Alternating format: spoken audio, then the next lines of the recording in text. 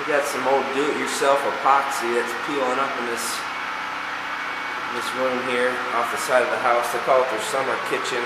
Getting ready to grind it all off and do one of our granite tile looks. It doesn't look like this epoxy was, the prep work wasn't done properly. Probably just to do it yourself, but they recommend acid etching. And that never works, so we'll do it right. We'll diamond grind it all. Got some steps we got to take care of. We'll do a little fluxcrete right on that spot probably.